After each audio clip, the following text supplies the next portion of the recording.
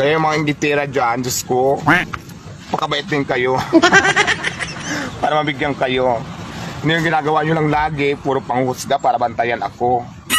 Ay kung magtinda-tinda rin kayo sa mga gilid-gilid. Tapos, yan si Diwata noon. Kahit mahirap, ang buhay niya noon ay palaging nakangiti pa rin.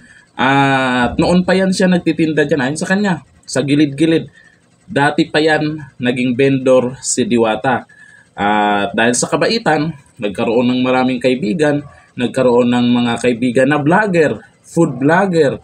At doon, nagsimulang makilala siya sa social media. At yung mga vlogger na yun ay biglang nag-viral yung Diwata Pares. Kaya nakilala siya sa social media, sumikat, at ngayon pinipilahan. Yung mga nagsabing ginagatasan si Diwata, kumita yung mga vlogger dyan, okay lang yun. Totoo naman na kumita yung vlogger dyan. Pero si Diwata naman ay meron namang nakuhang benefits dyan sa pagbablog ng mga vlogger dyan. Kahit kumita ng milyon yung vlogger dyan, pabor din naman kay Diwata dahil nakilala siya. Nakilala din siya ng dahil dyan sa mga vlogger.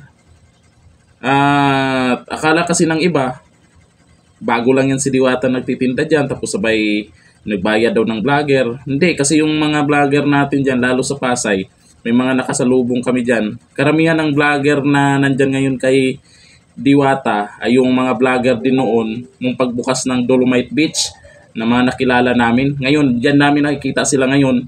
At ayun, halos lahat ng mga nagbablog dyan araw-araw ay nagbabiral. Kaya alam nyo naman, pag nagviral yung isang video, may mga bagong makapanood at siyempre mapapaisip sila. Sino to si Diwata? Saan ba ito matatagpuan? Maka-experience nga. Alam nyo naman yung mga Pinoy, di ba? Ayun, dinadayo. Tapos, siguro, nakausap nila si Diwata or nakita kung gano'n naman kabait. Marunong naman makisama. At noon, mahirap. Ngayon, umangat. Pero hindi naman siya nakakalimot no? Sa mga, lalo na sa nakaraan niya. Dumadami yung basher niya. Yung iba kasi karamihan napapansin ko sa mga nambabash.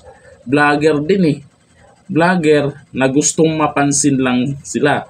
Meron pang ang dalawang vlogger na nag-honest review daw. Tapos nung nag-viral, nakilala na, nag-sorry. O, tapos na. Nakilala na. Diba, nag-sorry kay Diwata, tapos na. At least nakapag-viral na sila. Diba? Sana ito yung gayahin natin. Na hindi lang puro paninira dyan sa tabi-tabi. Tatambay dito, tatambay doon. O yan, nagsipag, nagsumikap, may kasamang pakikisama sa mga customer. Ayan ngayon, si Diwata. Ayan na ang resulta. Nandito lang, thank you. Bye-bye.